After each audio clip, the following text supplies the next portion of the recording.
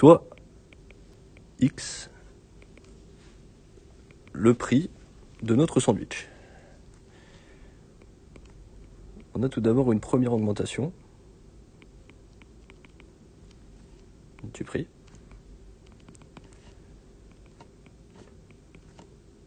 Une augmentation de 1/3 du prix est égale à le prix du sandwich, qui est juste ici, plus le prix du sandwich divisé par 3.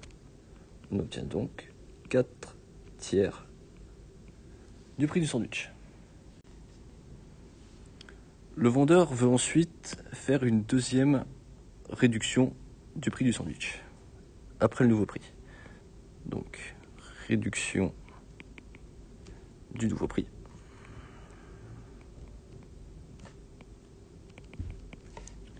On fait comme au-dessus. Donc on a Y moins Y sur 4. Comme marqué au-dessus, on va réduire d'un quart. Ce qui est égal à Y, on a la valeur qui est au-dessus, 4/3 de X, moins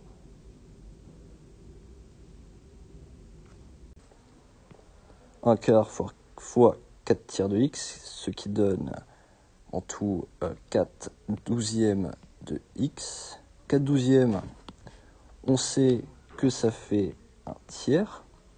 Donc on peut directement faire, sans simplifier, le calcul.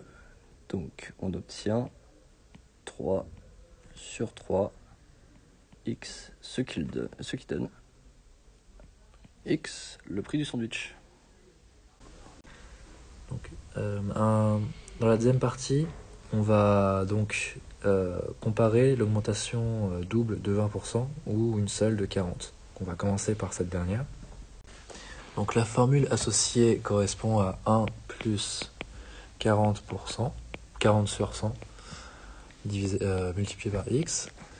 Donc ce qui donne, quand on développe x plus 0,4x, et donc 1,4x. Pour les augmentations successives, on va reprendre ce résultat, parce qu'on va poser y comme étant la première augmentation, qui vaut 1,2x, puisqu'on augmente de 20%, et z qui vaut, selon la même logique, 1,2y.